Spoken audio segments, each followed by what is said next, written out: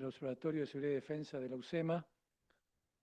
Hoy contamos con la distinguida presencia del doctor Jordi Xuclà-Costa, que es abogado y profesor de Relaciones Internacionales, doctorado en Comunicación por la Universidad Ramon Llull de Barcelona, doctorando en Derecho y Economía, línea de investigación, Estudios Europeos y Relaciones Internacionales, la Universidad de San Pablo,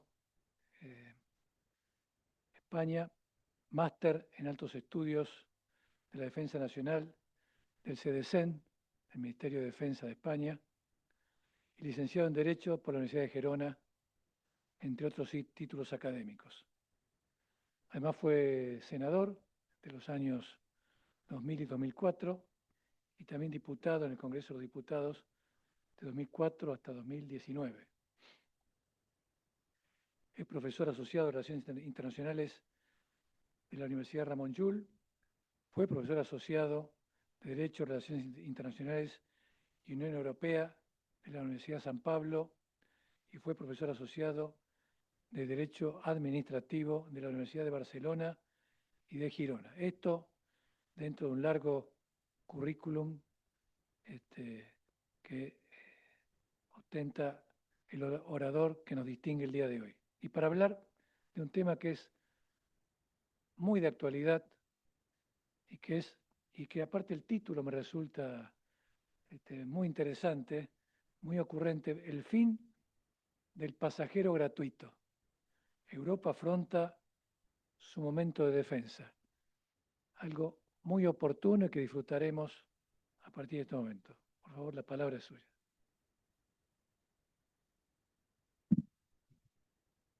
Pues buenas tardes, muchas gracias, mi general, muchas gracias, profesor, director de la cátedra. Les agradezco mucho esta oportunidad en un viernes antes de un fin de semana largo. En variante peninsular diríamos un puente, nosotros decimos, ¿no?, cuando leamos unos cuantos. Su amabilidad de estar aquí y de poderles trasladar algunos elementos. Me han presentado excesivamente, pero les voy a explicar algo de complemento. Yo hice la vida al revés. Yo tengo el récord del senador más joven en la historia de España. Fui elegido senador con 26 años. Y esto era el escenario perfecto para convertirme en un muñeco roto, simplemente dedicado a la política. Y intenté desde el principio combinar la acción política con un poquito de investigación, análisis en el ámbito universitario. 8 años en la portavoz en la Comisión de Defensa, miembro de la Asamblea Parlamentaria de la OTAN. Y a los 45 años, después de poner a prueba dos decenios de vida parlamentaria, bajé. Esto se graba, puedo explicar. Yo soy catalán, catalanista, mi lengua materna es el catalán, pero no soy independentista. Y hubo un momento alrededor del año 17 en Cataluña que esto se puso muy complicado, muy polarizado, a favor de un extremo o a favor de otro, con lo cual a veces es bueno empezar una segunda etapa, que es la que ahora estoy combinando la vida privada con algo que a mí me estimula mucho, que es la reflexión y el análisis. Y en este sentido, Europa en estos momentos está afrontando algo que vino posponiendo desde el final de la Segunda Guerra Mundial. En el final de la Segunda Guerra Mundial, Europa consigue, en la lucha entre regímenes totalitarios y democracia liberal, ganar con el apoyo incondicional de Estados Unidos. Estados Unidos entró en guerra tarde. Estados Unidos, durante una época, se resiste, porque hay un momento que la Segunda Guerra Mundial es más una guerra europea que no una guerra mundial. Hay un momento que, como muy bien saben, se convierte en una guerra mundial. Aquí juega un papel básico el Reino Unido y Winston Churchill, convenciendo de la importancia de la implicación. En aquel momento, cuando se terminó la Segunda Guerra Mundial, los demócratas europeos, Churchill especialmente, ya veía como, con efecto casi inmediato, el que era su aliado, la Unión Soviética, y el líder de la Unión Soviética, en aquel momento Stalin, se convertiría el día después, the day after, en el otro parte de un mundo bipolar, de un mundo en la Guerra Fría. No era tan claro en aquel momento que el otro bloque, el Pacto de Varsovia, fuera un bloque que llegara hasta la República Checa, Eslovaquia, Hungría, etcétera, etcétera. Este es un tema que no vamos a cambiar, pero a veces la historia también es buena analizarla en términos de lo que podría haber sido y no fue. Es evidente que coaguló muy rápidamente la Unión Soviética, pero es evidente que la Unión Soviética tomó algunas medidas para ampliar su línea de influencia hacia los países del bloque del Este.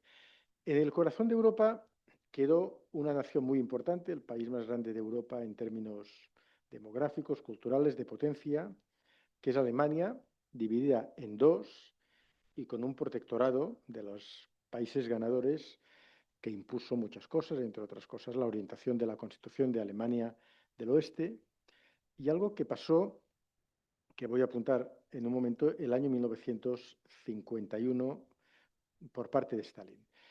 Bien, este es el escenario de Europa y es una Europa en la que, bastante más de lo que hemos dicho en público, la Europa democrática, la Europa del Oeste, se construye a partir de un proyecto de unidad, que es el proyecto inicial de la Unión Europea, pero que es un proyecto de unidad que también tiene, por parte de algunos de los autores intelectuales, Reino Unido y un apoyo intelectual y económico importante de Estados Unidos, un gran objetivo, que es el objetivo de mancomunar países europeos para que estos países europeos puedan hacer frente con más facilidad al modelo económico e ideológico alternativo que era el comunismo.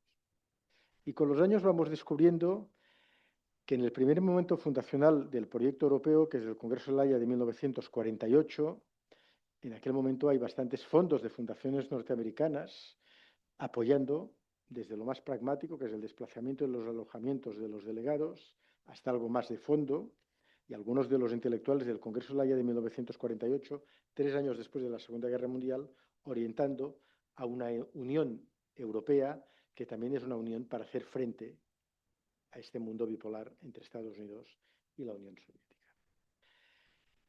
En aquel mundo hay, como les decía, un país dividido en dos, que es Alemania, y hay algo poco conocido y poco explicado, que es una carta, una nota, se llama la Nota de Stalin, de 1951, proponiendo lo siguiente: la reunificación de Alemania con la condición de que Alemania se convirtiera en un país neutral que renunciara a ser país miembro de la OTAN o de alguna alianza occidental. Creo que esto les suena por algo que después ha vuelto, que es Ucrania, ¿no? Y de los padres fundadores de la Europa después de la Segunda Guerra Mundial, Adenauer, De Gasperi, Schuman, tres demócratas cristianos, es poco estudiado, poco conocido que dentro de Alemania se produce un debate entre aceptar la propuesta de Stalin o no aceptar la propuesta de Stalin. Los socialdemócratas alemanes estaban a favor, mayoritariamente y públicamente, de aceptar la reunificación de Alemania a cambio de una Alemania neutral que renunciaba a las estructuras occidentales. Adenauer tenía dentro de su partido, de la CDU, sectores, especialmente en Frankfurt, y de algunos sectores profesionales partidarios de la reunificación.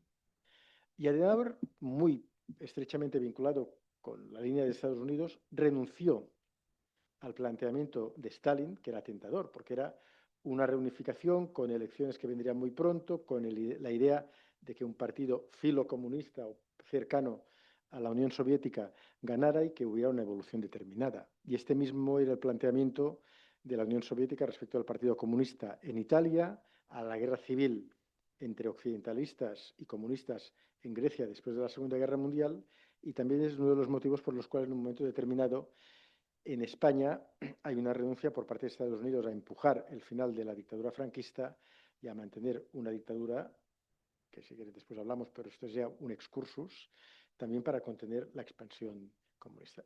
¿Por qué les digo esto? En las escuelas de negocio, cuando se ofrecen estos cursos de el liderazgo, el rol del liderazgo y todo esto, el liderazgo son cosas como estas de Adenauer, ¿no?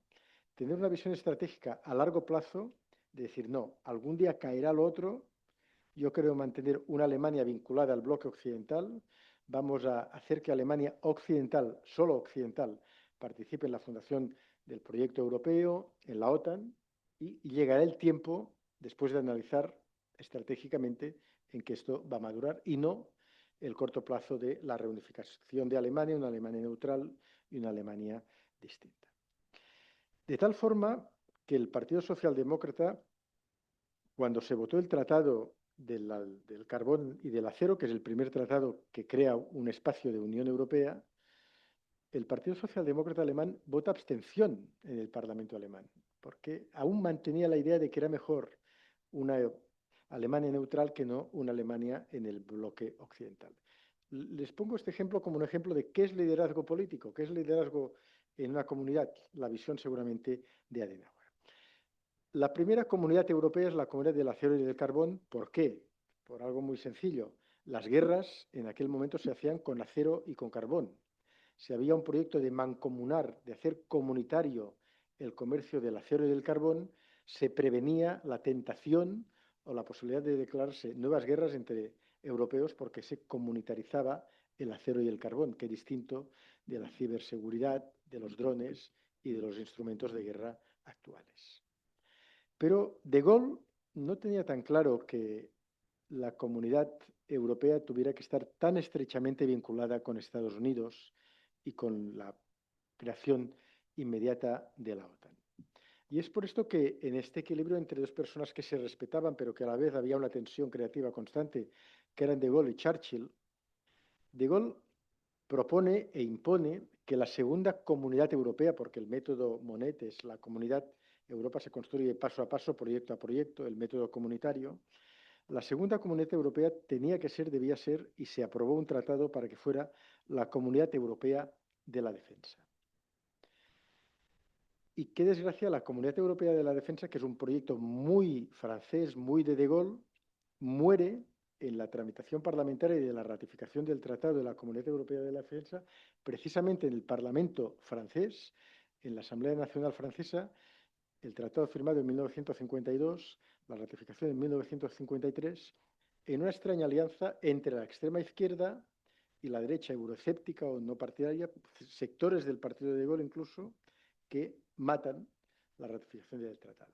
Desde aquel momento el proyecto europeo renuncia a una autonomía estratégica en materia de defensa en el ámbito europeo y, si se me permite la expresión un poquito gráfica, pero no muy rigurosa, subcontrata los servicios de la defensa europea en el marco de la OTAN. Y esto es así desde el momento fundacional de la OTAN hasta la actual administración norteamericana.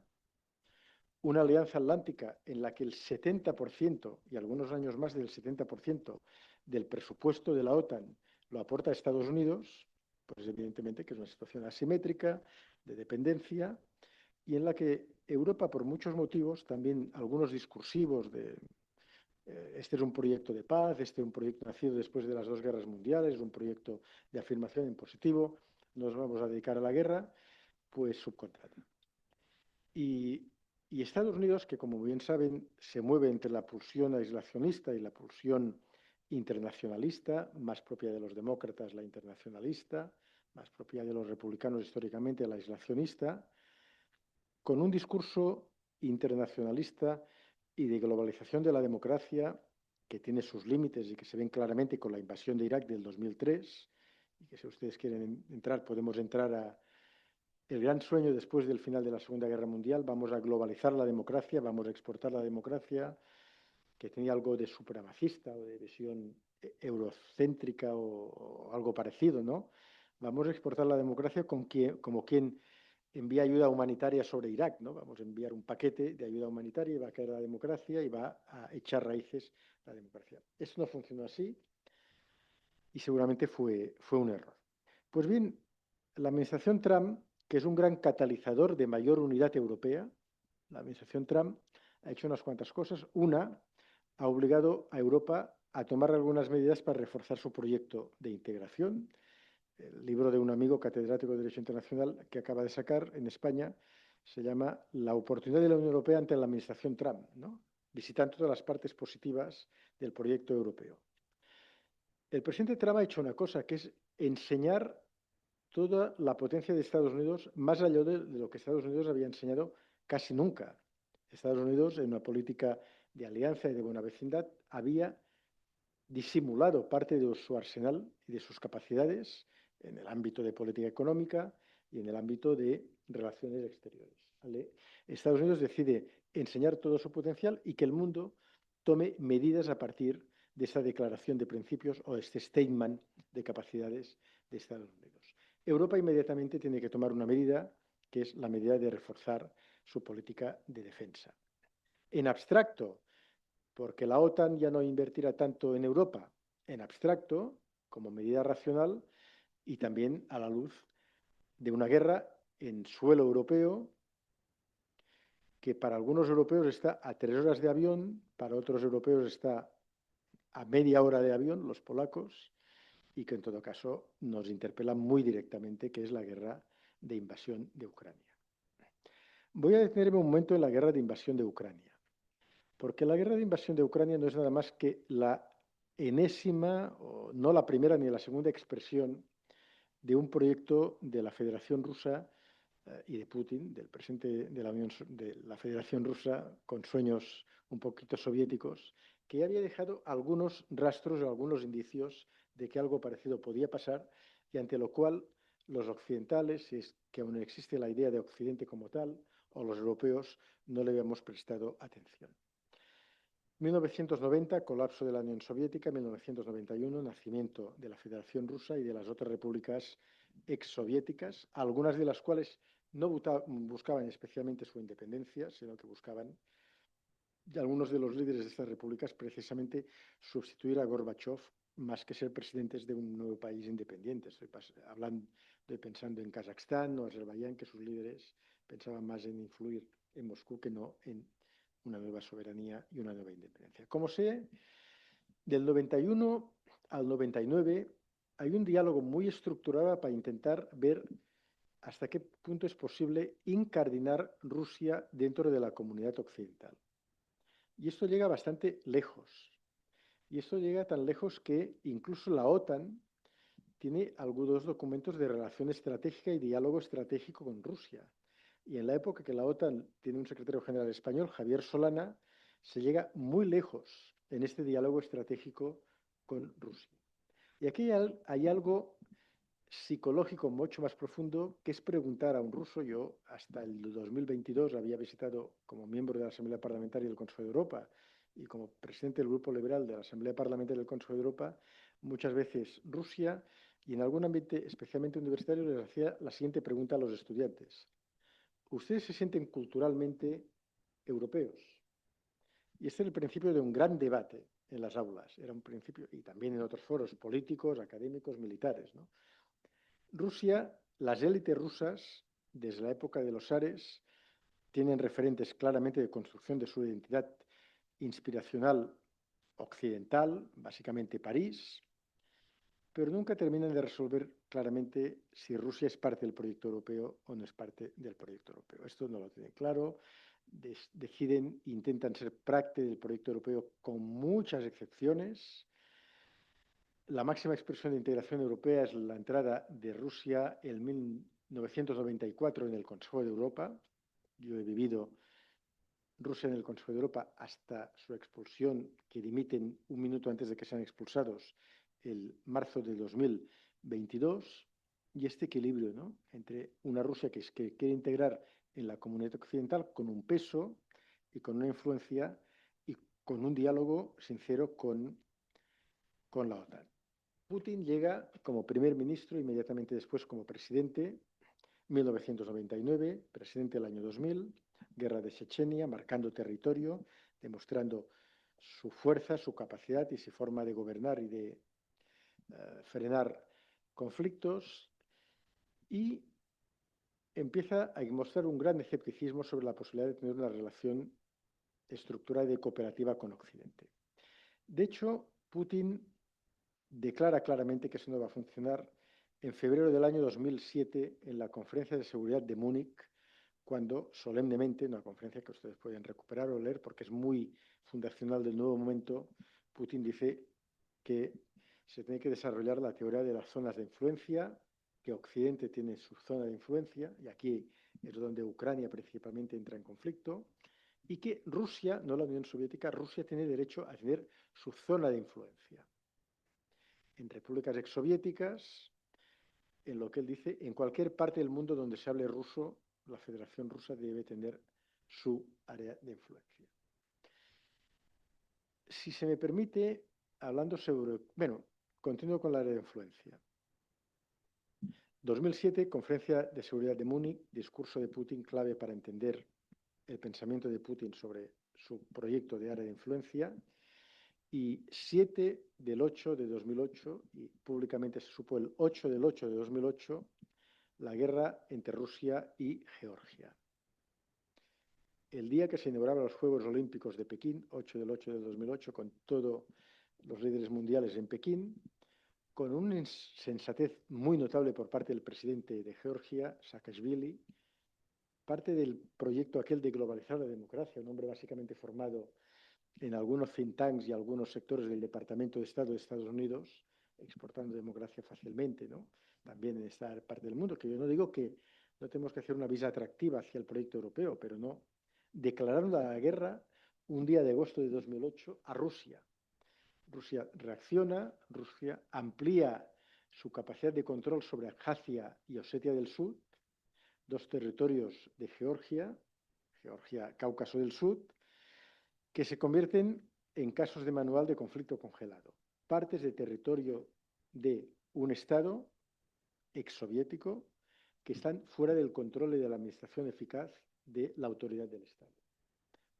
Georgia, Osetia del Sur y Abjasia, Transnistria, en Moldavia, perdón que no he traído un plano, pero esto se explica muy bien a través de un pequeño plano, y otro caso distinto al que me refería al final de mi intervención, que es Karabaj, en un territorio en disputa entre Armenia y Azerbaiyán. Siempre, en cualquier conflicto congelado, con una intervención de Rusia, con una clara vocación de dividir, influir, tener tentáculos fuera del territorio de la Federación Rusa y jugar geopolíticamente en estos territorios. Bien, yo el año 2008, en junio de 2008, llegué en la Asamblea Parlamentaria del Consejo de Europa, en el Consejo de Europa, donde estuve 11 años. Y me acuerdo, aquel momento lo presidía un español, el maestro mío, la Asamblea Parlamentaria, que hicimos unos grandes esfuerzos de mediación entre Georgia y Rusia, y hicimos algunos viajes de mediación. El Consejo de Ministros, el Comité de Ministros del Consejo de Europa, nos prohibió utilizar la palabra guerra, porque en aras a la buena relación con Rusia y a interpretar y a apaciguar, seguramente aquello era apaciguamiento encubierto, de apaciguar el conflicto. Me acuerdo que hicimos resoluciones y que en el diálogo con el Comité de Ministros, el conflicto, la resolución, la mediación, pero no se podía utilizar la palabra guerra. Esto empieza en 2008 y llega evidentemente hasta 2014 con la ocupación de Crimea y la anexión de Crimea. Yo también estaba en aquel momento y continuamos hablando con Rusia. Y en 2014, en febrero de 2014, la delegación del Comité de Presidentes estuvimos en el este de Ucrania, en Donetsk. Nos alejamos en un hotel y salimos con bastante protección a la plaza más grande de Donetsk, con una figura de Lenin, perdonen, la figura más grande de Lenin que he visto en mi vida, inmensa, y la plaza llena de ciudadanos con banderas rusas. Y las autoridades que nos acompañaban desde Kiev nos dijeron que era turismo ruso, que intentaba artificialmente influir y que no se crean que esta gente, no nos dejaron hablar con ellos. A mí me impresionó bastante. Esto era 3 semanas antes de la ocupación con los hombres sin identificación de Crimea y una guerra de baja intensidad de Donetsk y Lugansk, que queda también congelada. Podríamos decir que Ucrania pierde el control de Donetsk y Lugansk de parte, una guerra híbrida, otro caso de conflicto congelado, ¿no? Parte del territorio fuera del control efectivo de Ucrania. En todos estos años nosotros continuamos intentando encontrar la vía de resolución con Rusia. Y aquí me paro con todo mi cariño por el más débil y de apoyo a Ucrania, en que es muy importante que las naciones tengan un criterio claro, y esto se ve para España, para Argentina, para Ucrania, de lo que quieren a medio plazo. Autonomía y criterio propio. Y esto requiere reflexión, deliberación. Lo que les decía de Adenauer antes, Adenauer tenía claro que nada de Alemania neutral, fuera de la OTAN, no, Alemania en el bloque occidental y long road, ya lo veremos. Pero es muy importante que los países tengan clara su visión a largo plazo, que la discutan en lugares donde se discuten estos temas, los parlamentos, que sea una deliberación democrática, no caudillista. En España, les hablo de España, que es lo que conozco, Franco fue capaz de ser muchas cosas a la vez, falangista, pro-nazi, no sé de qué me habla, autárquico, desarrollista, Estados Unidos, es igual, ¿no? Tuvo esta capacidad de mutar. Muchos países del bloque de la ex Unión Soviética no tenían claro su trazado a medio plazo. Claramente Ucrania. Yo fui 2 años ponente de Ucrania conjuntamente con un diputado alemán en el Consejo de Europa. Y visitábamos 4 veces al año Ucrania y las autoridades ucranianas. Les decíamos, estos indicadores de calidad democrática, de gobernanza, tendrían que mejorar. Sí, pero no. Aquello era un lío, un imbroglio. Todos ustedes hablan italianos, porque los argentinos todos hablan un poco italiano. Aquello era un imbroglio. Se lo digo porque en 2014, en marzo de 2000, en finales de 13 y principios del 14, la Unión Europea plantea el partenariado occidental con las repúblicas exsoviéticas, que es un acuerdo para decir, vamos a inyectar muchos recursos económicos y ustedes se van a convertir en socios de la Unión Europea. El presidente de Ucrania, Yanukovych, suspende 48 horas antes de la firma, porque Ucrania quería algo que era la cuadratura del círculo, ¿no? Querer 2 mujeres a la vez y no estar loco o no volverse loco, ¿no? Las 2 casas, la teoría de las 2 casas. Buenas relaciones económicas con Rusia, buenas relaciones económicas, todo a la vez. La manta que tiene que cubrir los pies y la boca porque hace mucho frío y o cubre los pies o cubre la boca. Se lo digo porque a partir del 22 de febrero del 22, cuando empieza la guerra, mi solidaridad estratégica, porque al final se pueden hacer grandes teorías de los errores del pasado, pero hay un momento que ustedes lo saben perfectamente, desde el pragmatismo y el poder se tienen que tomar. Y la decisión de la Unión Europea es apoyar a Ucrania. Pero creo que es bueno recordar los errores del pasado de algunos países, entre los cuales Ucrania. Hay un país que por motivos casi de factor humano, porque la política la hacen mucho los líderes, las relaciones, la química y la no química. Hay gente que cree que esto de el factor humano es poco importante. Yo creo que en un análisis a veces el factor humano es muy importante. Azerbaiyán, básicamente porque Aliyev padre, el presidente, padre del actual presidente, tenía una mala relación terrible con Gorbachev. Gorbachev, cuando es elegido el 85, Aliyev padre, que era viceprimer ministro de la Unión Soviética, le apoya. Cuando Gorbachev empieza a hacer la glasnost y la perestroika, Aliyev padre critica la apertura. En el 87, en un método muy comunista, hay un comunicado de prensa que por razones de salud Aliyev deja de ser el viceprimer ministro. De tal forma que cuando Aliyev llega al poder en Azerbaiyán como líder de un Azerbaiyán independiente, tiene muy claro que su país tiene que ser un país con una estrategia multivectorial y alejado del viejo patrón soviético de la dependencia, ¿no? Les pongo 2 ejemplos, no me detengo en otros países, de un país postsoviético que tiene autonomía y otro país, Ucrania, que quiere querer 2 mujeres a la vez, perdonen, porque es una canción machista, esto de 2 mujeres a la vez, se puede decir al revés, ¿no? Siglo XXI y no volverse loco. Bueno, hemos llegado a este momento. El presidente Trump dice que va a gastar menos en defensa en Europa y Europa, que en su tratado vigente, el Tratado de Lisboa, no contempla competencias en materia de defensa a nivel de la Unión Europea, solo contempla competencias en materia de industria de la defensa, que es algo distinto. Y de hecho el comisario europeo que decimos de defensa es el comisario europeo de industria de la defensa, el ex primer ministro de Lituania. Pero una vez más, la Unión Europea se encuentra ante el reto de construir unas nuevas capacidades a partir de un reto nuevo.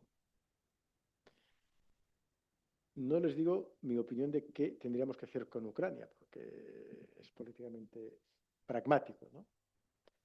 Pero aquí hay una guerra de frontera de notable intensidad, fruto en parte de todos estos temas no bien resueltos en el pasado, fruto del final de la Unión Soviética, fruto del proyecto europeo. Y termino, más allá de Ucrania, con dos otras áreas en las cuales la Unión Europea que necesita partir del debilitamiento, del profundo debilitamiento del vínculo transatlántico. Josep Borrell, el anterior alto representante de la Unión Europea, cuando dejó de ser el alto representante y volvió a Madrid en un homenaje en el Hotel Palace, le preguntamos, después del inicio de la guerra de Ucrania, de la administración Trump a los pocos días, ¿cómo definirías el nuevo panorama? Y él dijo, el nuevo panorama es que la idea de Occidente, tal como la conocemos después de la Segunda Guerra Mundial, un bloque fuerte de Occidente, no existe ya más. No existe ya más. De tal forma que Europa ha tenido que tomar medidas aceleradas, ha tenido que precipitar la búsqueda de nuevos aliados. Y el acuerdo birregional con Mercosur tiene mucho que ver con esto, y además una declaración de amor con América Latina, Caribe, que en el caso español y portugués es evidente, pero no sé si era tan claro en el caso de un escandinavo, de un sueco, de un finlandés, pensando que incrementaría el libre cambio y el libre mercado con Argentina y con Brasil. No sé, no lo tengo tan claro, pero ha habido una reorganización de las estrategias regionales y Europa también ha puesto el acelerador en dos zonas del mundo, de la frontera de Europa, en las que Europa se juega bastante su estabilidad. Una son los Balcanes occidentales y el otro el Cáucaso del Sur. Hay pequeños países en los Balcanes occidentales que llevan 10, 15 años como países candidatos a ingresar en la Unión Europea y que se les trataba con una cierta indolencia. Mi pronóstico fundado es que antes de 4 o 5 años, antes de 2030 o en 2030, ustedes verán Albania, Montenegro y quizás Macedonia del Norte, pequeños países, pero geopolíticamente relevantes como miembros de la Unión Europea. Porque otro mapa que necesitaría, pero no he traído mapa, los Balcanes occidentales están rodeados de países que son miembros de la Unión Europea. Eslovenia, Hungría, Bulgaria, Croacia, Bulgaria, Rumanía y Grecia. La exministra de Exteriores de Croacia, amiga mía, Vesna Pusic, dice, esto no es una ampliación, esto es una consolidación del proyecto europeo, porque si estamos rodeados de Adriático y de países miembros, esto es una consolidación. Y es una consolidación indispensable porque allí Rusia también está jugando su partida. Está jugando su partida en dos territorios, en dos terrenos, en dos campos. En Serbia, donde Serbia es país candidato a ingresar a la Unión Europea, pero el presidente serbio es un hombre que juega a la ambivalencia profunda. Serbia verá cada 2 años, en Serbia hay elecciones, pero cuando el presidente serbio está bajo presión de las calles, convoca nuevas elecciones. Y entre febrero, marzo, abril del próximo año veremos nuevas elecciones en Serbia para ver si revalida y vuelve con su ambivalencia. En estos momentos hay imposibilidad de hacer vuelos directos a Rusia, pero si uno quiere volar a Moscú, salta a Belgrado y desde Belgrado hay vuelos directos. Y continúa siendo país candidato y país que recibe fondos europeos para esta ambivalencia de Serbia. Y después hay un país muy complejo, muy interesante, que es Bosnia y Herzegovina, pero no voy a entrar en Bosnia y Herzegovina, pero Bosnia y Herzegovina, como saben, es un país en el que cohabitan bosniacos, que quiere decir ciudadanos de Bosnia y Herzegovina de background musulmán, los bosniacos, con ciudadanos de background croata y otros de background serbio. Serbo-croatas, hay dos unidades. Para hacerlo poco riguroso, pero los serbios de Bosnia y Herzegovina, que las tendríamos que decir serbo-croatas de la comunidad serbo-croata, claramente tienen una pulsión prorrusa y una pulsión secesionista dentro de Bosnia y Herzegovina. Con lo cual, en los Balcanes occidentales hay dos focos por los cuales la Unión Europea necesita urgentemente la ampliación, porque allí hay una batalla geopolítica importante. El otro espacio, el Cáucaso del Sur. El Cáucaso del Sur es una zona geopolítica muy interesante. Estoy hablando de Armenia, Georgia, Azerbaiyán. Armenia, Georgia, Azerbaiyán. Con dos vecinos controversial, difíciles. la Federación Rusa en el norte, Irán en el sur. Y aquella zona, que es el corredor de Zingazur, que tendrá que ir algún día desde Turquía, Armenia, Azerbaiyán, Caspio, Asia. Aquel es el único corredor que puede conectar Europa con Asia, con dos vecinos controversiales, conflictivos. Allí existía un conflicto congelado que ha durado 38 años, que es la disputa por el Karabaj, territorio de mayoría de población armenia dentro de Azerbaiyán. Si nosotros tuviéramos que dividir Europa por realidades étnicas, no les hablo de la complejidad de España, que es la que es, que no he venido a hablar de España, pero todo el centro de Europa no sería como es, porque en Rumanía hay una minoría húngara fantástica en el noreste, de la Transilvania, y en Eslovaquia hay minorías húngaras. Si tuviéramos que hacer un mosaico étnico en Europa, lo digo porque en el caso, sí, mayoría armenia dentro de Azerbaiyán, pero Azerbaiyán, iuti posetis, perdón que ahora no me sale, no me había preparado esa frase en latín, el principio de preservar las fronteras internacionales en la descomposición de la Unión Soviética o en la época postcolonial en África, o también esto empieza, el uti possidetis, empieza en América, con el final del periodo colonial español, que ustedes ya me dirán otro día, no hoy, si lo hicimos bien o mal. Yo no soy de estos revisionistas, pero tengo mi teoría de todo esto. Bien, aquí Trump, que dice que ha sido el campeón del final de 7 guerras en el mundo, yo creo que Trump ha tenido un papel clave en el final del conflicto de Karabaj, con una Armenia que se ve interpretar muy bien el nuevo tiempo. Una Armenia que, de hecho, no tenemos que ser más melancólicos de Rusia, sino que tenemos que tener una vocación europea, y Trump les ha inyectado dinero para hacer el corredor, y un Azerbaiyán que era el que perdió en el del 88 al 94, Azerbaiyán era el país desgraciado que perdió claramente la guerra. Y el 20% de su país quedó ocupado por fuerzas informales armenias, claramente con apoyo ruso, y crearon otro conflicto congelado.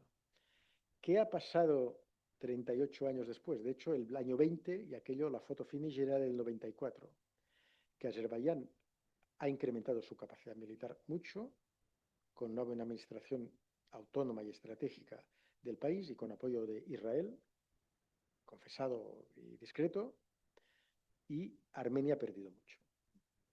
¿Qué les quiero decir? Que sin que me hagan hablar más de la cuenta, seguramente congelar el este de Ucrania and wait and see de un escenario distinto en el futuro no sería una mala solución. Pero estamos bastante atrapados en la declaración de principios más que en el pragmatismo del momento, ¿no? Pero termino con esta otra región vecina, ¿no?, de la Europa grande, de la Europa que termina en el Caspio y que empieza en Islandia, y que también Europa tiene un papel y Estados Unidos en estabilizarla, y nos conviene mucho estabilizar el Cáucaso del Sur y los Balcanes occidentales. Y en todo esto, porque no he hecho ni una referencia al título de la película, había un gran freerider, había un gran conductor que iba gratis total, que era Europa. Y ahora Europa tendrá que pagar más, un 2% del presupuesto y un 5%. España ya paga más de lo que dice, pero ha habido siempre una política de poner parte de la partida de defensa en el Ministerio de Industria, y ahora tendremos que hacer aflorar esta partida, ¿no? Y ya está, es un ejercicio a la madurez y a la mayoría edad. Y disculpen porque yo a los alumnos les digo, ¿quieren que les dicte apuntos o que haga jam session? Yo creo que este viernes por la tarde he hecho más jam session, yendo de un tema al otro, que no back, ¿no?, que no la arquitectura de back. Pues muchas gracias por su disposición. Gracias.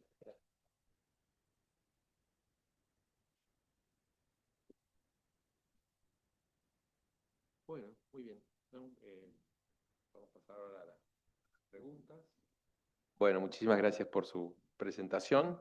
Realmente ha cubierto los temas muy interesantes a perspectiva, además, porque estamos más bien acostumbrados a perspectivas desde nosotros o desde Estados Unidos, y la perspectiva europea ha sido muy interesante, es muy interesante.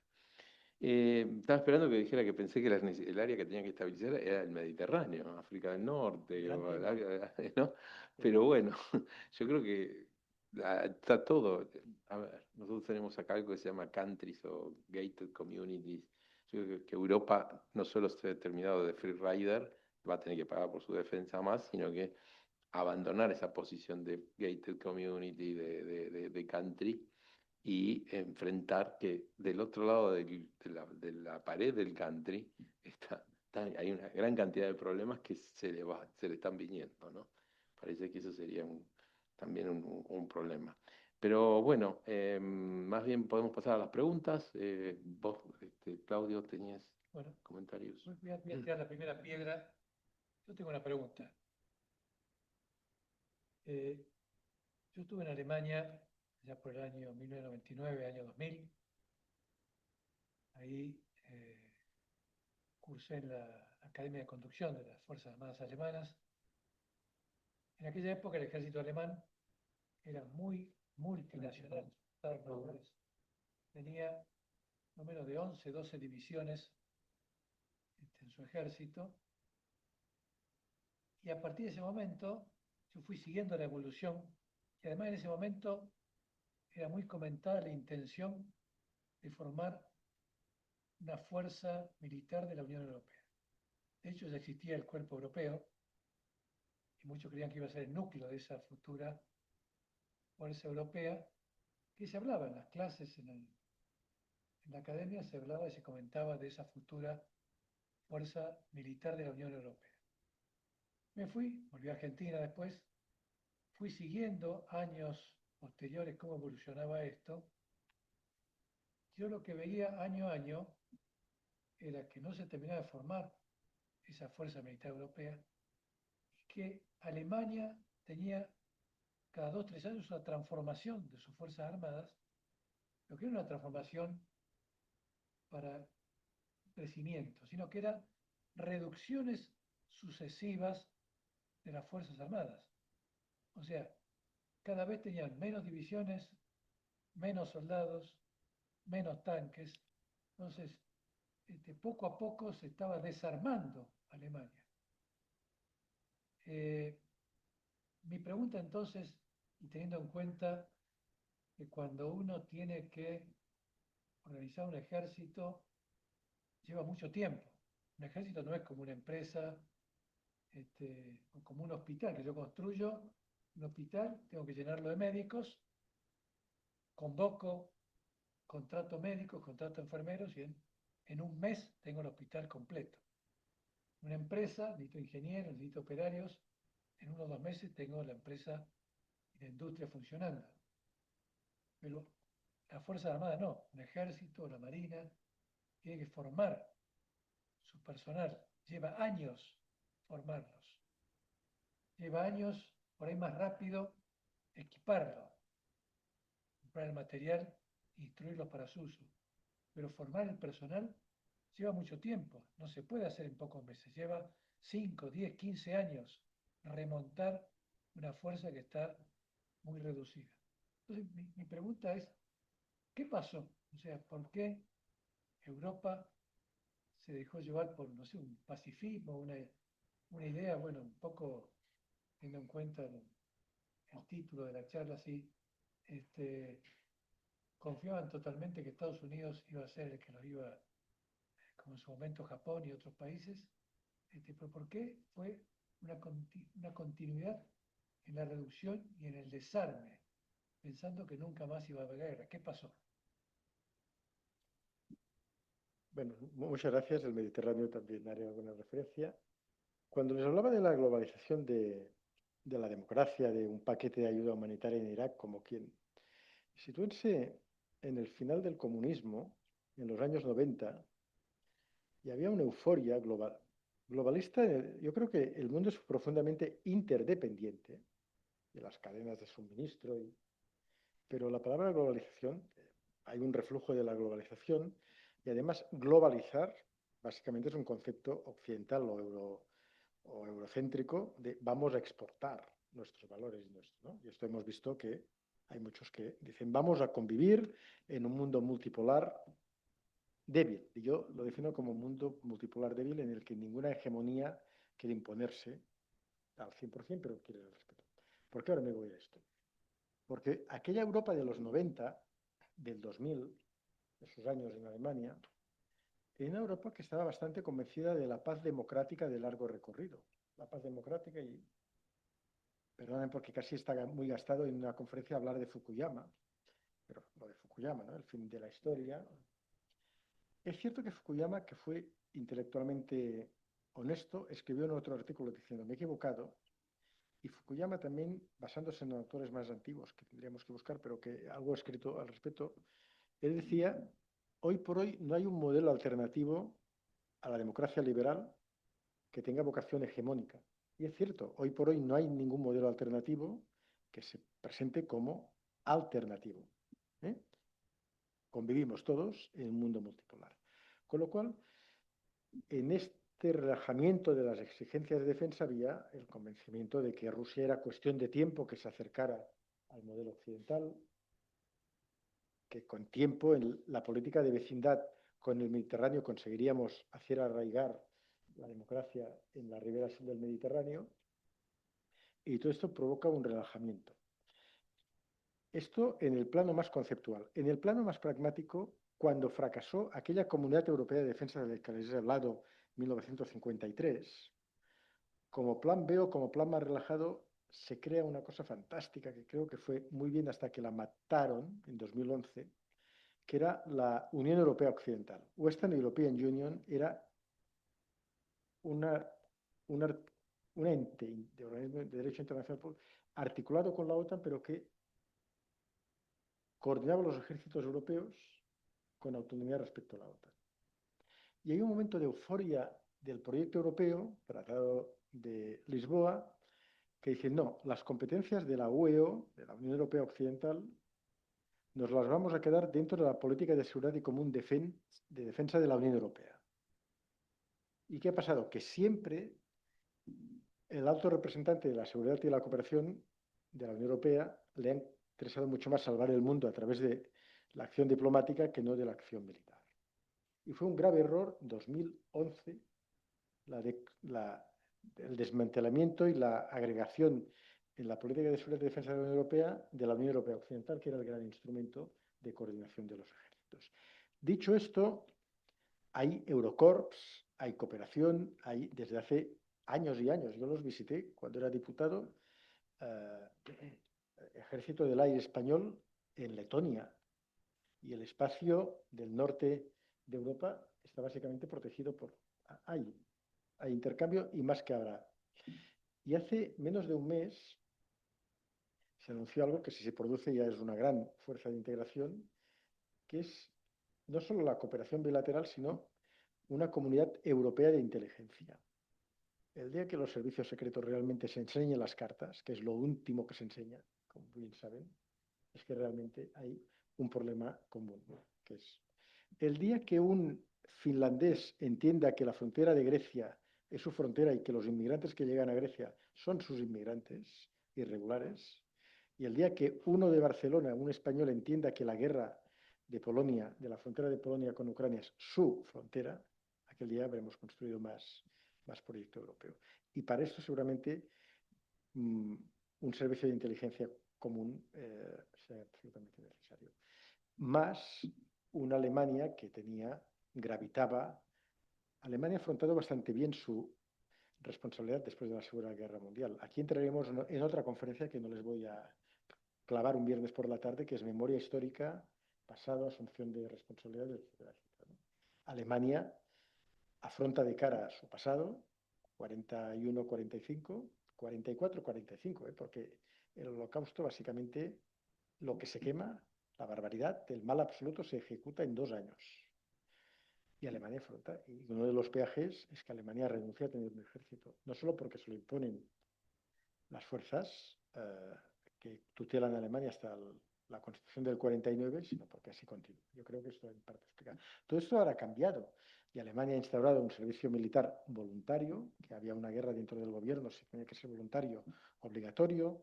Francia acaba de anunciar un servicio militar voluntario muy bien pagado, 2.000 euros al mes no está mal. Y vamos a ver esta nueva etapa. Y básicamente esto está pensado en la idea de el día después en Ucrania tendrá que haber fuerzas de interposición que no sean norteamericanas, sino que sean europeas. Vamos a ver si pasa así. Sí. Bueno, vamos. Y del Mediterráneo no he dicho nada, pero lo de después. Buenas tardes. Le agradezco mucho la intervención. Una pregunta sobre la industria de la defensa en la Unión Europea. Se habla mucho de la economía de guerra en la Unión Europea hace 2 años atrás, de reforzarlo, aumentarlo, pero no se ven los resultados en el detalle en el apoyo en armamento y munición a Ucrania. ¿Se está desarrollando o está solamente en el discurso? El general apuntaba que hacer un ejército requiere 10 años, 5 o 10 años, formar cuadros y hacer una buena industria de defensa también requiere años. No es solo retórico. Europa ha tomado medidas. Yo hace 2 semanas, yo llevo un mes que estoy pensando el regalo que voy a hacer a mi mujer en la próxima semana, porque he hecho Berlín Security Conference, he vuelto a Madrid, he hecho algunas clases, me he ido a Tánger a hablar de política euromediterránea y ahora estoy una semana en Argentina. ¿Por qué les explico mi vida?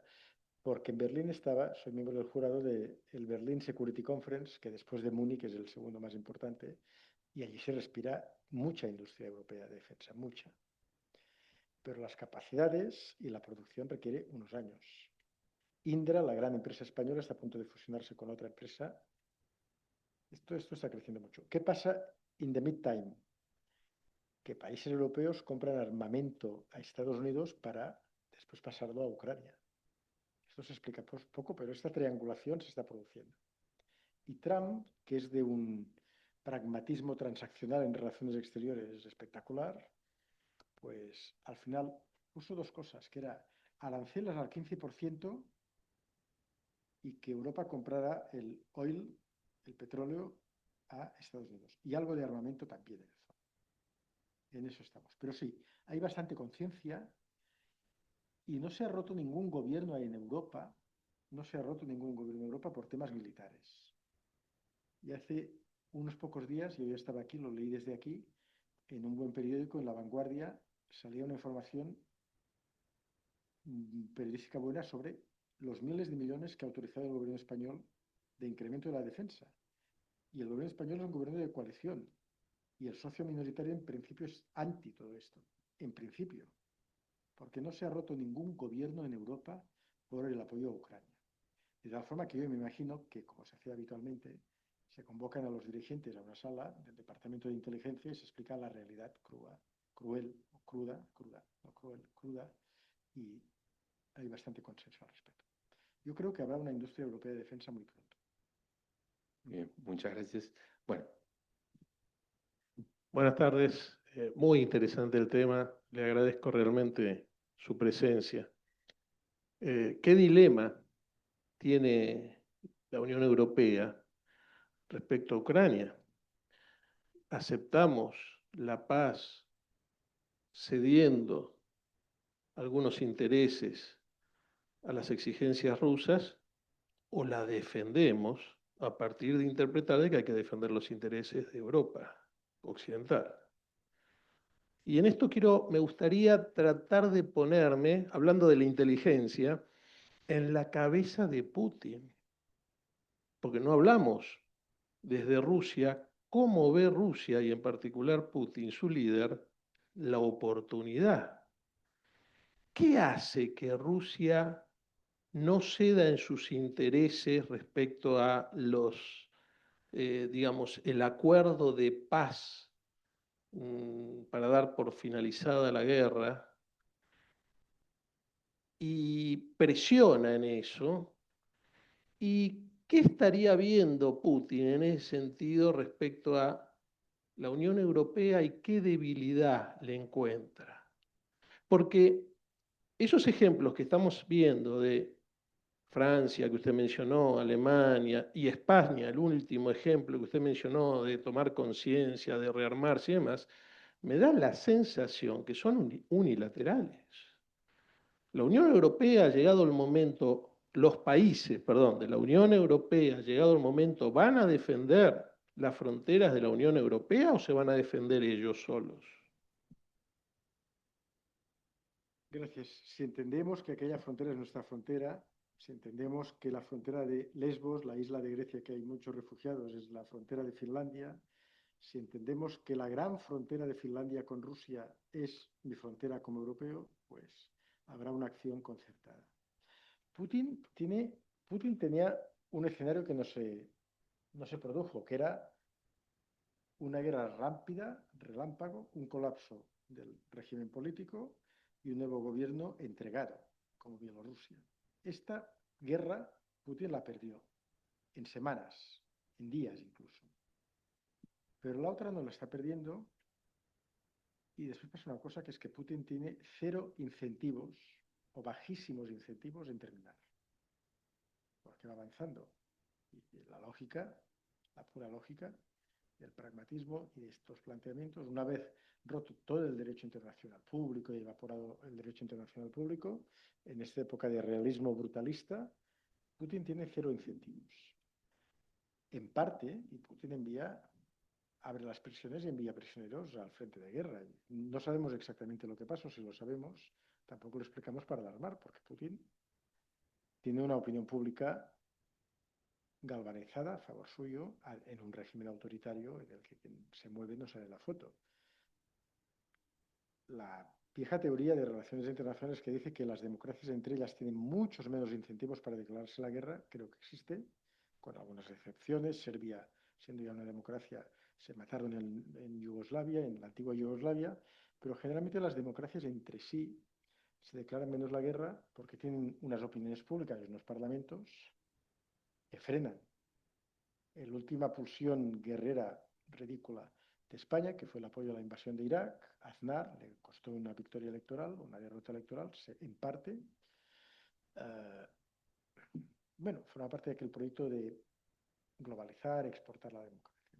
Pero esta presión pasa en democracias, donde hay una opinión pública y un parlamento y una calle, si se me permite la expresión informal, que opina sobre la guerra. En Rusia eso no pasa. E incluso la fórmula mágica permite que haya un patriotismo renacido a partir de la guerra de Ucrania con la doctrina de las zonas de influencia. ¿Qué tiene que hacer Europa? Europa se va haciendo el cargo de que Estados Unidos, el free rider que éramos, ya no lo podemos ser. Y Europa tiene que tomar medidas a medio plazo. Lo he intentado insinuar antes y no quiero ser más explícito porque, es decir, la decisión que tomemos ahora tiene que ser una decisión que deje el escenario para que las cosas cambien en el futuro. Cual, ningún país tendría que reconocer Donetsk y Lugansk como parte de Rusia. De hecho, ahora tampoco lo reconoce nadie. Quizás Corea del Norte. Yo tengo un capítulo de libro que lo estudié y ahora no lo llevo de memoria ni preparado, ¿no? Los conflictos congelados, Venezuela ha reconocido algún país de aquellos por ahí, pero en general en la comunidad internacional nadie se atreve a reconocer los nuevos entes. De tal forma que Europa tiene que jugar las cartas de tal forma que en un día post-Putin, Putin tiene sus años, se pueda revertir la situación. Escenario 1. Escenario 2. Luchar hasta el final, más filosofía de Naur, ¿no?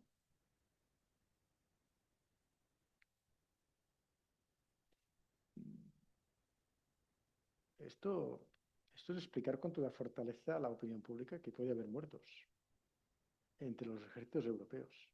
No escucho a ningún dirigente europeo hablar de esto. Macron, que tiene una política interior endiablada, terrible, un país complicado, Francia está en un momento complicado, pero está muy valiente en la política exterior. Y el primer ministro británico, que yo creo que se arrepiente bastante de esto del Brexit, también tiene un discurso, porque es la tradición británica, Stramer, de defender los valores democráticos desde la Segunda Guerra Mundial y antes, ¿no? Pero si queremos el escenario de todo, tenemos que ser mayores de edad y explicar the price to pay a unas opiniones públicas democráticas y con muy poca cultura de la defensa. Gracias.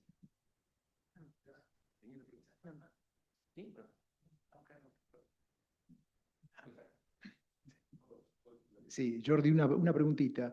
A partir del año 91, la OTAN fue incrementando, digamos, países que se fueron incorporando. ¿Es verdad que existió ese famoso pacto entre Estados Unidos y lo que era la nueva Federación Rusa de restringir ese avalancha, digamos, de pro-occidente de la parte del este de Europa?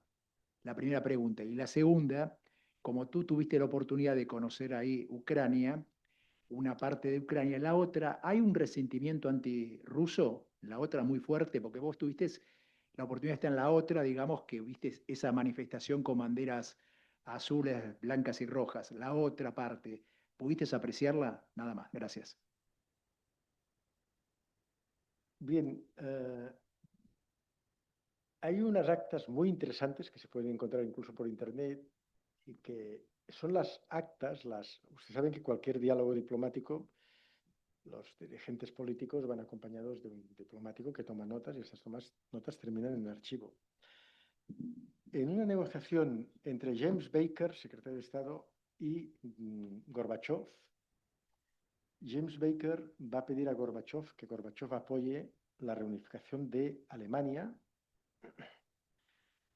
y le dice literalmente, vamos a reunificar Alemania, Alemania va a entrar en la OTAN, pero ni un centímetro más. Esta frase tan famosa, ni un centímetro más. La OTAN va a terminar en Alemania. Para conseguir un objetivo en la diplomacia y en la política se dicen muchas cosas. James Baker vuelve a Washington y el presidente del 91, Bush hijo, no asume y se mueve muy rápido para decir esto no es política del país, esto no es política del Estado. Pero aquí hay dos versiones para que los rusos siempre invoquen. Aquí vino un altísimo representante de Estados Unidos, el secretario de Estado, para pedirnos este apoyo y nos dijo ni un centímetro más. Y el ni un centímetro más, evidentemente, no se respetó. Si es que era la doctrina y el acuerdo con la ampliación de todos los países del este del antiguo bloque del Pacto de Varsovia, que Rusia toleró hasta que en 2008, en la cumbre de la OTAN en Bucarest, la cumbre de la OTAN invita a Ucrania, y si no me equivoco a Georgia, a entrar en la OTAN. Y esto es primavera del 2008. ¿Y qué pasa en agosto del 2008? Guerra de Georgia. 2007, conferencia de Múnich, mensaje de Putin, doctrina de las áreas de influencia. 2008, cumbre de la OTAN en Bucarest, invitación a Ucrania. Verano, agosto de 2008, toque, guerra, invasión, Abjasia y Osetia. Todas las generaciones tenemos que hacer autocrítica, ¿no? Yo creo que en aquel momento no interpretamos suficientemente bien, ¿no? Aquel comité de ministros del Consejo de Europa que nos prohibía utilizar la expresión guerra para hacernos referencia. Hubo, y yo debía participar de algunas reuniones de esta estrategia, un cierto apaciguamiento, una cierta pereza intelectual y militar a hacer frente a un cierto...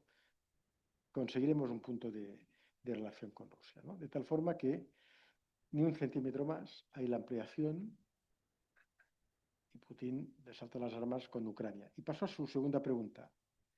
La Ucrania que yo conocí era una Ucrania muy compleja y con unas identidades compartidas, ¿no? Este tema de las identidades entre la comunidad.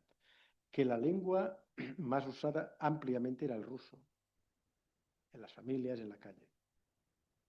También el patrón soviético en Armenia continuaba hasta hace poco que se liberaron del patrón y dijeron, queremos ser esto. Con lo cual muchos países ex Unión Soviética tenían un patrón, un síndrome de Estocolmo o un síndrome de adhesión a lo de antes. Eso está bastante escrito.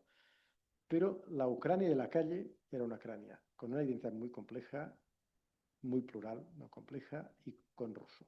Porque Ucrania, que nace como Estado en 1918, entre el final del Imperio de los Zares y la consolidación de la Unión Soviética en 1922, hay una época que algunos países que habían estado en la Rusia de los zares y que termina la Unión Soviética consiguen proclamar su independencia y constituirse con parlamentos democráticos. Los 3 países bálticos, Estonia, Lituania, Letonia, Ucrania y Azerbaiyán, Armenia y Georgia. Algunos aprueban constituciones democráticas incluso. Es un momento muy interesante. Azerbaiyán se convierte en el primer país musulmán que da el derecho a voto a las mujeres en 1918-17.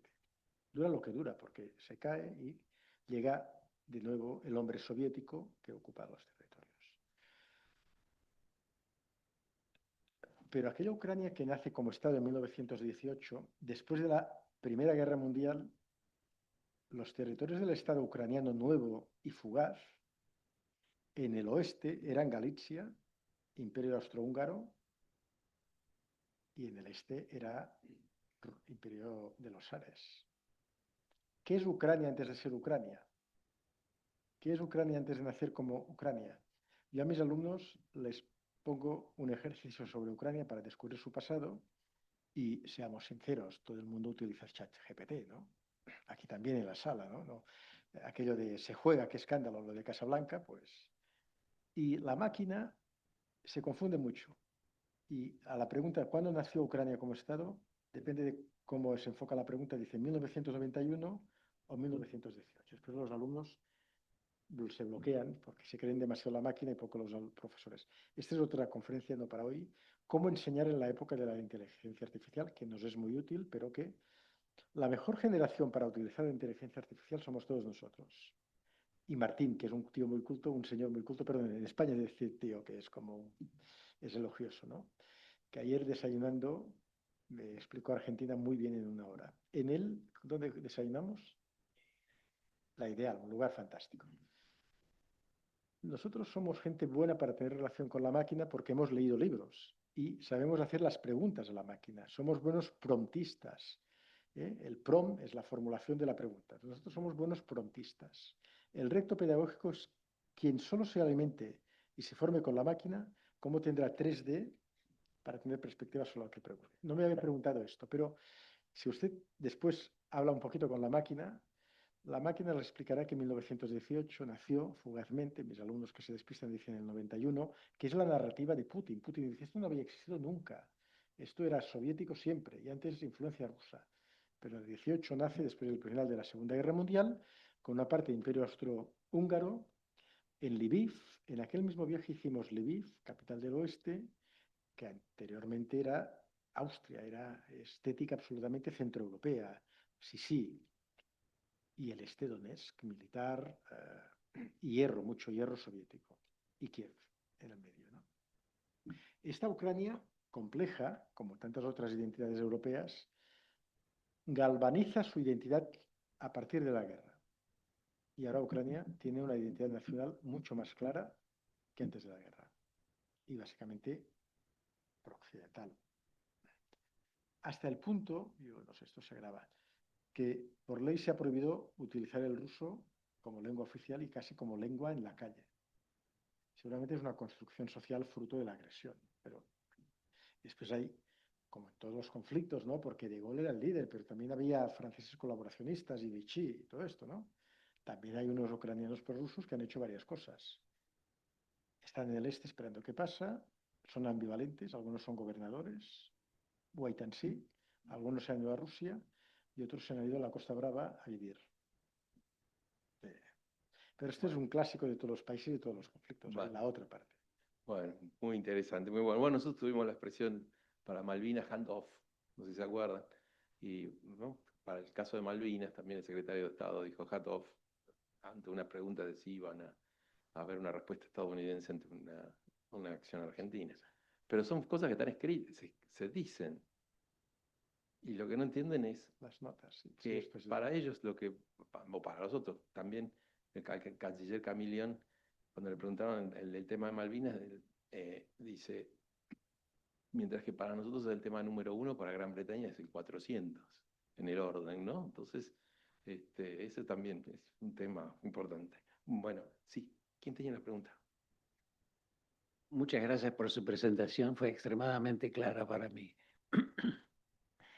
Mi pregunta se relaciona a lo siguiente. Tengo un hijo que vive en España, es español, y cuando estuvimos recientemente en España, una de las cosas que me llamó la atención fue que, a diferencia de Estados Unidos, en que los americanos son 50 estados, con 50 opiniones diferentes, con 50 diferentes formas de vida inclusive, son americanos al final. Sí. Soportan a un gobierno, aceptan a un Estados Unidos unido. Eso no lo encontré en España. Hablé con jóvenes españoles, compañeros de mi hijo, edad 50 años aproximadamente en ese nivel, y no sentí que se sintieran europeos, ¿No? Sentí que viajaban, iban de un país al otro, pero no había un sentido europeo en el criterio de una nación No, es que no es una europea. nación. Es una ¿Cree nación. usted que en el futuro Europa puede evolucionar hacia eso? Muchas gracias por la pregunta. Muy interesante. Shlomo Ben-Ami, ex-ministro de Asuntos Exteriores de Israel, buen amigo y autor de un capítulo de un libro que he terminado la edición del libro aquí. Ayer por la noche me dediqué 2 horas al hotel. Shlomo Ben-Ami escribe en este libro: la Unión Europea es el primer imperio. La Unión Europea se puede entender como un imperio por magnitud, por fuerza, por capacidad económica, construido por consenso y no por la imposición de una fuerza hegemónica sobre otros territorios de conquista. Y es verdad. Hay el Congreso de Viena, que el Congreso de Viena es la paz durante 100 años en Europa y la distribución de poder y de áreas de influencia, que está muy bien, pero el Congreso de Viena es muy pragmático. Evita guerras, hace que Francia no se siente humillada después de Napoleón, hasta Versalles y después de la Primera Guerra Mundial, la Segunda Guerra Mundial. Pero aquello no era un proyecto imperial. La Unión Europea, yo afortunadamente, antes de subir aquí, cuando hemos hablado un momento aquí abajo, yo tengo muchas de mis competencias o de mis... Yo estoy muy condicionado por la legislación de la Unión Europea, mucho más que por la legislación del Parlamento de Cataluña. Pero hay una gran pasión, y esto tiene que ver con los amigos de sus hijos o de su hijo, hay una gran pasión para pelearse sobre el alcalde y sobre la ciudad y sobre el... cuando todo está muy condicionado por la legislación europea. Europa no es una nación, ni lo será en el corto plazo, porque Europa, para bien, yo no veo nada para mal, es la acumulación de Grecia, de Roma, de los bárbaros del norte que después se convirtió en algo muy importante, de distintas lenguas. No hay un demos europeo, no hay una apelación a una ciudadanía europea fuerte. ¿Qué hay? Como que el proyecto europeo ha sido un proyecto de mucho éxito durante 75 años, hay un consenso pasivo sobre la condición de Europa. Los jóvenes, los compañeros de su hijo, dan por hecho, y cuando hablan con amigos británicos y los británicos les explican que tienen que hacer cola para el control de pasaportes, para volar a Francia o para entrar en el tren, para cruzar el canal, dicen, el coste de la Unión Europa es muy gordo, es muy impactante, con lo cual viviremos cómodamente en el ámbito europeo. ¿Y qué pasa más? Les hablaba hace un momento del Congreso de Viena. Yo el Congreso de Viena lo he estudiado en los manuales, soy profesor de Relaciones Internacionales, sé su importancia, pero a mí no me interpela ni emocionalmente ni... A mí el Holocausto me interpela, porque tengo 52 años, pero he estudiado algo de historia y sé la familia, no porque me factara, pero a mí el Holocausto me interpela como europeísta sobre mi destino. ¿Qué pasa? Los más jóvenes no les interpela el año 48, el 45, el final de la Segunda Guerra Mundial, como a mí no me interpela el Congreso de Viena. ¿Qué quiero decir? Que estos más jóvenes no podemos empezar a decirles, pero ¿qué pasa? Estas chicas no leen historia, ¿no? A estos más jóvenes les tenemos que decir, en el momento del COVID, los búlgaros, los más pobres de Europa, y los alemanes se vacunaron al mismo ritmo. Esto es construcción europea. Y tuvieron la vacuna en el mismo momento. Esto es construcción europea. Y tenemos que tener instrumentos pedagógicos a favor de la construcción europea mucho más cercanos que no la primera mitad del siglo XX, la Primera Guerra Mundial y la Segunda Guerra Mundial. Y ya está. Yo me he dedicado a ganar votos en 6 mandatos consecutivos y más o menos, además de ser riguroso, sé que a cada uno le tienes que llegar con un target distinto. Y ahora con estas máquinas es una cosa muy terrible porque la deliberación democrática se fragmenta. Y porque Martín, que tiene Instagram seguro, ya no pregunto el resto de la sala, ustedes entre 2 fotos de Instagram, la tercera, que es publicidad, está absolutamente perfilada según el target de sus preferencias. Hacer política y hacer discurso del bien común en esta época es mucho más difícil. Porque vivimos todos en nuestra burbuja. Esto es bueno, es distinto. Ustedes quieren renunciar al móvil, quieren renunciar a Instagram, quieren renunciar a... Si yo mañana me voy a... ¿Cómo se llama esta ciudad de Uruguay? Colonia. Yo no sé si mañana me voy a Colonia, que aún no lo he decidido. Compraré los billetes y reservaré la noche de hotel desde aquí, dentro de 1 hora. ¿Queremos renunciar a todo esto? No. Pero estamos haciendo una cesión masiva de nuestra vida. En Europa, no sé aquí, se calcula que dándole el like y dándole la aceptación a los cookies, cada año de promedio un ciudadano regala 3.000 euros. Lo que se comercia, que claro, hay gente que no tiene smartphone y no regala nada y grandes compañías que regalan mucha data. Pero el valor monetario, y hemos intentado decir, pues ahora vamos a pagar y para dar nuestra data vamos a cobrar, pero se nos escapa de las manos, ¿no? Se me ha ido un poquito a mí el discurso, pero estos jóvenes no han vivido la memoria de la Segunda Guerra Mundial, no consideran Europa una nación, y es que la identidad europea como que tiene tantas capas. Yo era muy joven cuando me acuerdo de los 200 años de la independencia de Estados Unidos, y ahora van por los 250, ¿no? Pero es que Europa es mucho más complejo. Es que España es mucho más complejo. Es que yo les he dicho que no soy independentista, pero yo soy catalán, hablo catalán, quiero una España que articule la pluralidad. Y a veces esto en España desde hace cientos de años no se ha resuelto bien. Pero como que el mundo con las pantallas sea mucho más micro de identidades, tenemos que saber articular esta pluralidad, ¿no?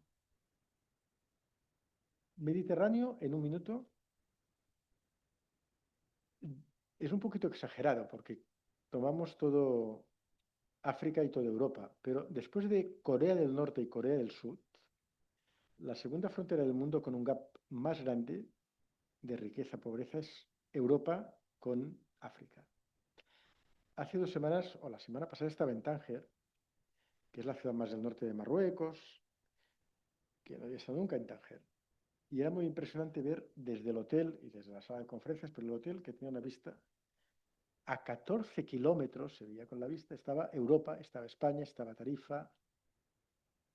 Yo tengo el recuerdo de un compañero mío de los Escolapios que su tía había sido una gran heredadora muy famosa en España y había cruzado los 14 kilómetros y medio a nado, a Gibraltar, ¿no? Pensaba, esto es Europa y esta es otra realidad. Nosotros hicimos una política euromediterránea que empezó hace 30 años justos, muy ambiciosa, pero en aquellos años de la globalización de la democracia y que, claro, como que íbamos a globalizar la democracia, también íbamos a conseguir que nuestro modelo de éxito europeo enamorara a los marroquíes, a los algerianos, a los tunecinos, que harían revoluciones a favor de la democracia. Hemos visto que esto no pasa.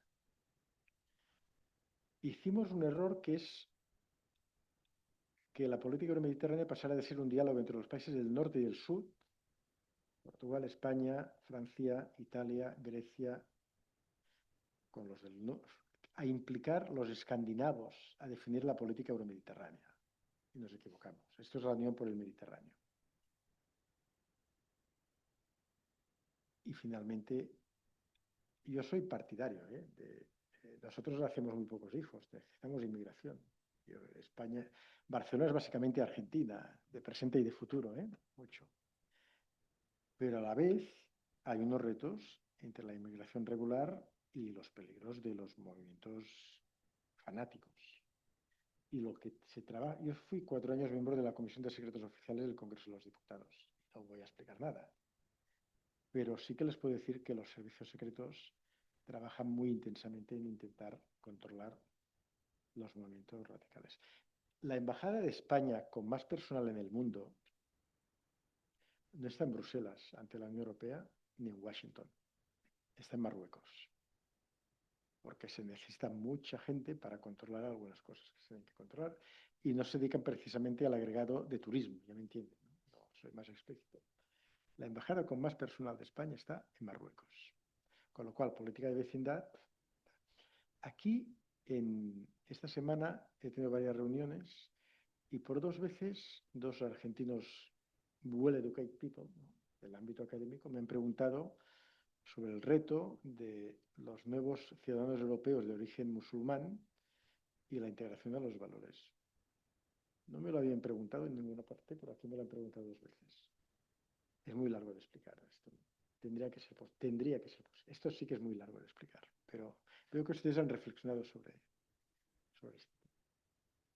Francia, con los valores fuertes de la Revolución Francesa, pensaban, aquí vendrá todo el mundo, estará encantado, libertad, fraternidad, y igualdad, y van a comprar lo nuestro y van a querer ser como nosotros. Y no.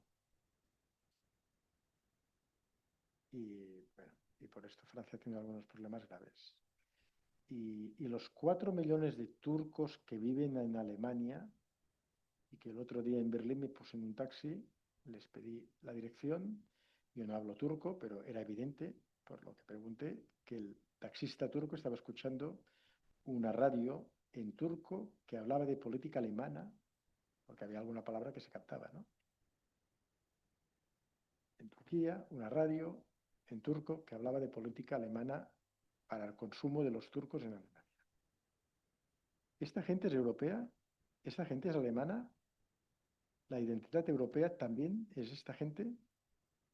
Veo caras y veo respuestas distintas en la sala. No. Este es un gran debate.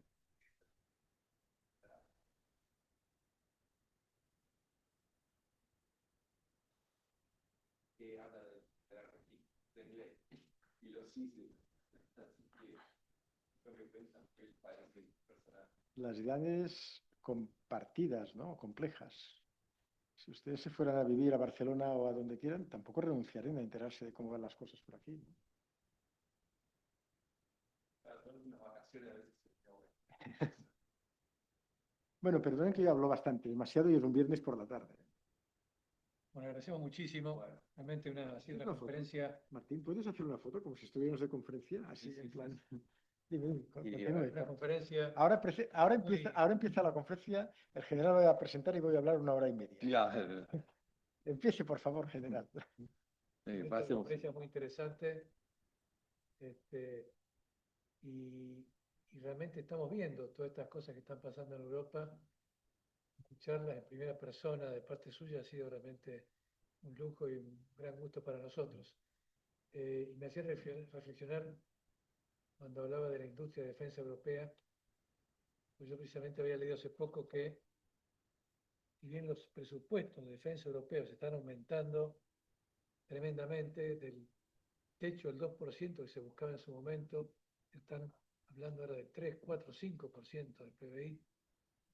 Pero claro, el material no está en condiciones de fabricar Europa todavía, Aún no, equipamiento lo que militar. decíamos antes. Le va a llevar muchos años poder fabricar todo el material, todo el armamento que necesitan. Entonces, esos presupuestos inicialmente por varios años van a gastarlos en comprar en el exterior, en países que no son europeos. Es como fabricar el Especialmente en iPhone. Estados Unidos, me imagino. ¿No? Como fabricar el iPhone en Estados Unidos.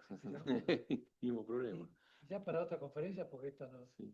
no va a dar tiempo, un poco de lo que dijo ahora al final, creo que un tema de seguridad importante para Europa, fuera de lo que es Ucrania y Rusia, va a ser el que está generando la inmigración, y por la velocidad, incluso que está aumentando el porcentaje de la población que son inmigrantes respecto de los nacionales de cada país. Pero bueno, eso sería motivo para otra conferencia, a ver qué problema de seguridad va a ocasionar de acá a 10, 15, 20 años esta situación. Bueno, pues muchas gracias. Bueno, muchísimas gracias. Un aplauso. Muchísimas gracias. Bueno, listo. Bueno, con esto cerramos el ciclo anual de presentaciones, conferencias. Lo pudimos hacer así en presencial, lo hemos disfrutado. Y bueno, el año que viene, si Dios quiere, empezaremos con otros problemas. El mundo sigue complicado, como me decía un señor que me preguntaba qué era lo que yo estaba haciendo ahora en casa, que estaba el jardinero. Entonces cuando le expliqué me decía, pues, usted siempre va a tener trabajo. Sí, le digo, esa es la buena de este rubro, que siempre, nunca hay paz. Pero bueno, un gusto que hayan venido ustedes también, gracias, y bueno, disfrutado de esta excelente presentación.